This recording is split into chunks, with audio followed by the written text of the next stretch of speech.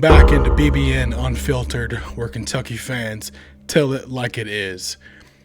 Today we're going to do a quick recap of the Kentucky-Alabama game today, which was, what do you think, guys? Ugly. Ugly. Whoever watched my pregame thought last night this was exactly what I'd said that they were going to do. Alabama played the exact style that we forecasted. Kentucky, unfortunately, yet again, was unprepared. They were lost. Coaches on the sidelines were non-existent. There was more squinting. I don't know. It was ugly. It was ugly. And it was really a 7-minute stretch that we got beat. Because the second half, we played them even. We actually beat them by 1 point in the second half. Alabama executed their game plan to a T. To an absolute T. And what was their game plan? Well, it's like everyone else's. Run Kentucky off the three-point line. Get physical with them. Don't let them drive. We can't shoot well enough, so sag into the lane. Make it to where it's tougher Oweh to drive and score, which we got to give Oweh credit. He did a fantastic job scoring with the defensive positioning that Alabama was presenting. I mean, him and Jalen Lowe, gotta love them. They did their absolute best. I mean, they did their absolute best to keep Kentucky in the game. And if it wasn't for them, it would have been a 40-point game. I mean, I know you guys are as frustrated as I am. Growing up Kentucky, watching Kentucky basketball, knowing the standard of what Kentucky basketball means, it's sickening to watch. And I feel like I'm repeating myself, and it's just like a vicious cycle of talking about the same issues of, is Mark Pope going to be the head of the horse that we need? And I want him to be, and I know we all want him to be. I don't think he is. And I'll just say that right now. I just don't think he is. I don't think he's mean enough. I don't think he demands his players to play with the grit and the competitiveness that you need to win a high-level game like this. And we got to look at every game like it's at Alabama. Forget the Bellarmins, the University of Northern Dakota State from Washington. Those teams don't matter because Cam Williams hit 8 threes against Bellarmine. They played a weak-ass 2-3 zone that I promise you I could have at least hit 5 threes against them. It's not even comparable. And Pope even alluded to that. Oh, Cam Williams, well, he shot so well against Bellarmine, and I don't know what happened. What do you mean you don't know what happened? How do we not know? How do we not how do we not prep for the fact that Alabama is going to play a tight man-to-man, run you off the three-point line, and make you drive because they know that we don't have the guys that can penetrate and play make. Jalen Lowe is the only one we have. And he did it, but not to the level that we need to win big games. So it comes down to we just don't have the dudes. We don't have the dudes. We have second and third tier guys out there playing who are making elite level first option guy NIL money. And that's the truth. It hurts, but that's the truth. We're paying Denzel Aberdeen like he's Jamal Murray. Am I wrong? We're paying Colin Chandler like he's, I don't know, let's say Darius Miller. Like he's Deron Lamb. Doesn't correlate. The valuation just doesn't correlate. he's got to reel in some guys that are some dogs. He's got to reel in some guys that can shoot, that can play make, that have proven to excel at that skill and Jalen Lowe has. He did. He was ACC all first team. We knew what he could be. So it seems like he's getting more healthy. He's getting healthier, and he just doesn't have any. Him and Ortega, they just don't have any help. And Alabama, those guards are just better than ours. It's as simple as that. They're just better. And they know their game plan better than we know our game plan. And you can't tell me that that's not evident. Go back and watch the first half. Watch the first half from the 10-minute mark to the 3-minute mark and just check out how many breakdowns we have defensively. The flare screens, those fade screens that Jay Billis was talking about, it's like Pope had to have known that was a possibility. Did we simulate that action at practice? Because it doesn't look like it. Chandler went under. He went underneath a screen against a team who shoots, I would say, maybe the most threes in the nation. Why are we going underneath? Fight through. He had one foul. Freaking push him out of the way, fight through, and contest it. That's competing. That's competing. And if I think that a team takes on the demeanor of your coach. And it's fairly evident that right now these guys are taking on Mark Pope's demeanor. And I hate to be hard on the guy, but we have to. God love him. He's so emotional. And you can just tell that he's upset with himself. He's upset that it's gotten to this point.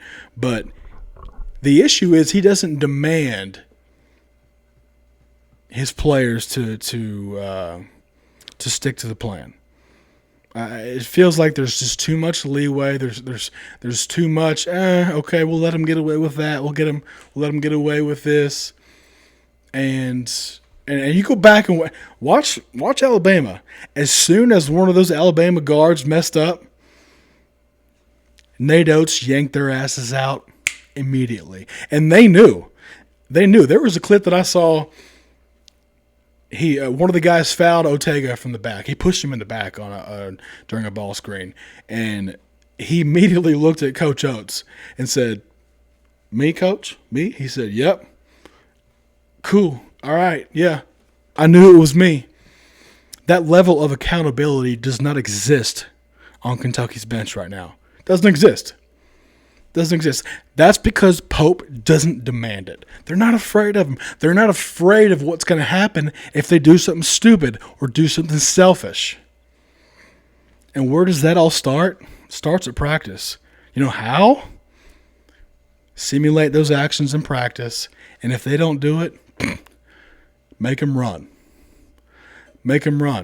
Or just set their ass on the freaking bench. I don't care. Put a walk-on in. We'll get beat by 50. I'll take that over top of watching guys that won't follow the game plan, that won't play team basketball, that won't put in forth 100% effort at all times. I'll take that all day. I will not get beat by playing players who do not listen, perform, and put their team first. Just won't. And that problem will not be solved until Pope demands it. And it's as simple as that. Frustrating to watch. And once again, our game plan, our scheme, as clear as Alabama's was, I don't know what our game plan was. Lowe doesn't start again. Jaden Quaintance looks like he's playing a different sport. He's not even sure what he's supposed to do. We tried to get him the ball, but and you'll find out why it was tough for him to get points underneath, and that's credit to Alabama and Coach Oates and their defensive scheme.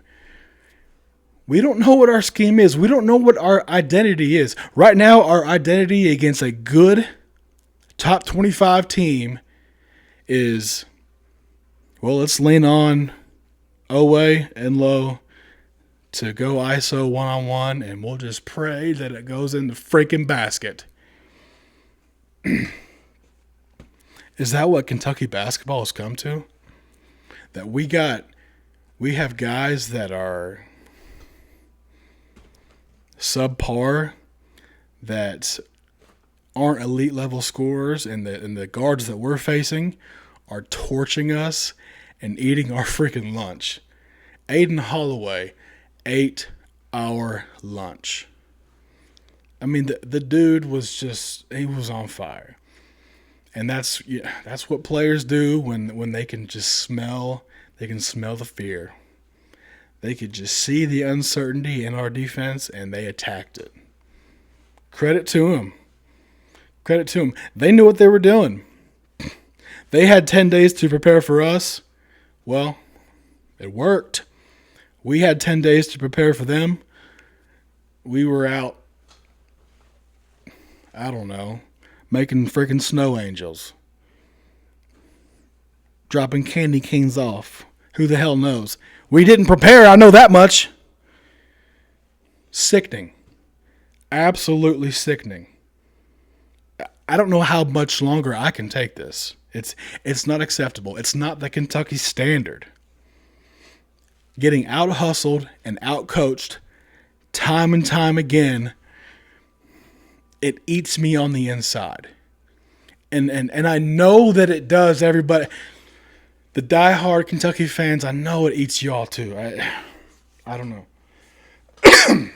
Something has to change. I'm not calling for Pope's head just yet, but I'm pretty damn close. Our three-point shooting is abysmal. And again, it's the lack of being able to create good high percentage shots that are in rhythm. And we just can't do it. And the only guys that can do it, like we saw again, Jalen Lowe, Otega Owe. Cam Williams looked like he was out there not even, I don't know. It wasn't Bellarmine. It wasn't a 2-3 zone, so he had no idea what to do. Last thing, our subbing rotations, yet again. What? You're subbing guys out, after putting them in 2.5 minutes ago, not letting them get into a rhythm. It drives me nuts. And we're just seeing the same things consecutively. And there's a couple post-game clips and comments that I want to play live, and I want you all to hear and just listen to the difference between these two clips. Check it out.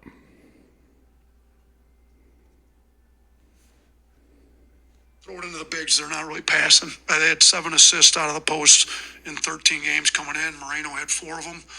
I think somebody else had 3. I can't remember who it was. And then nobody else had an assist in 13 games out of the post. So our thing was they throw it in. Like, these guys they're not trying to pass. They're trying to score the ball. Especially, outside of Moreno, who's really talented and will pass the ball a little bit. But, I think you saw a few times I was a little disappointed. We needed to go dig it out even better, but we made plays on the post, told our guards, go get it. Like, they're not passing. Go get the ball. They're trying to score when they throw it in there.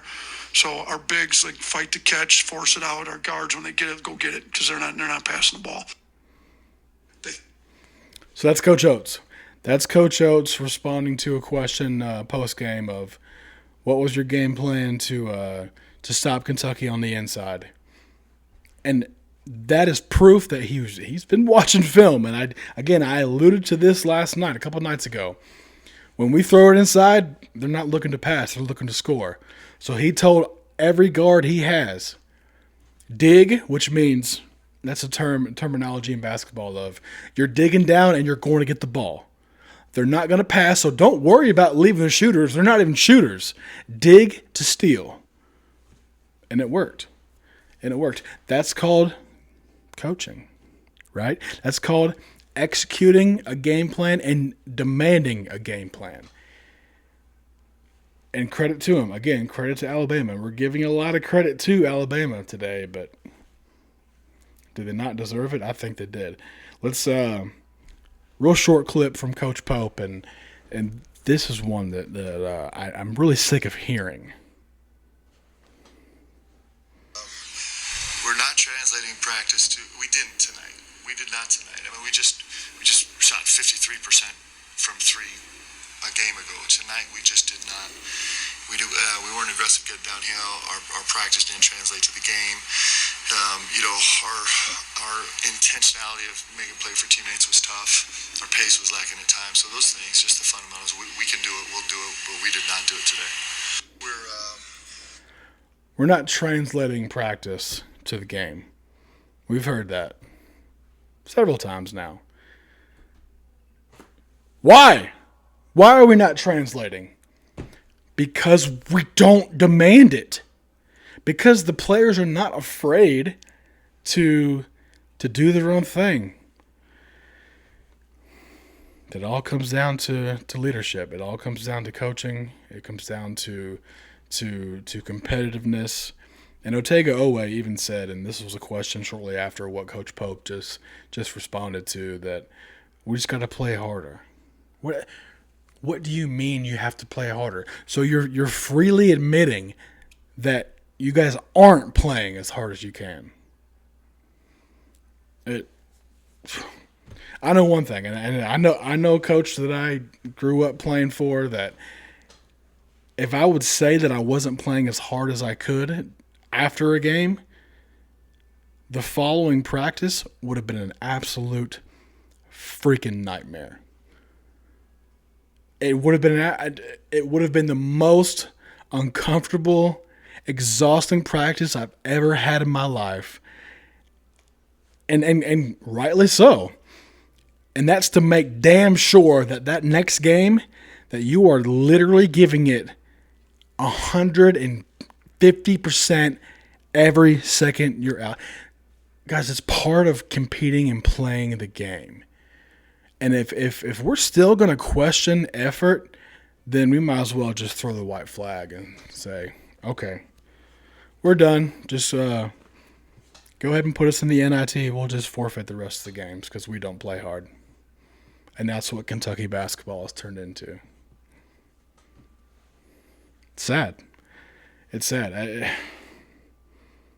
I really can't. I have no more words to, and I feel like I'm repeating myself, but it's the same issues. It's the same issues over and over again. We don't have the dudes. We're playing with second and third tier guys that are making first tier NIL money. We're not even sure what our game plan was, and it's just not the Kentucky standard. Cycled over and over and over again. So with all that being said, I also had a chance to check in with one of my former teammates, a guy that in my mind is one of the best offensive minds and was a outstanding basketball player. His name is Noah Cottrell. He was Mr. Basketball in West Virginia 2010. Ended up playing at Georgetown College here where I live actually. Won a national championship. The guy could score on the best defenders out there. And I can recall we played Aaron Kraft at Ohio State. Who played at Ohio State? We played him in AAU. This was, I don't know, we're 16, 17 years old. Noah scored 35 on him with ease. Not just once, but we played them 3 or 4 times, and he torched them consecutively. So, again, this is my guy, Noah Cottrell. I had a chance to check in with him. I have a little clip that I do want to play. Check this out. This is his take. This is a little bit of our conversation today about the game. And check it out. Enjoy. Let's go. BBN.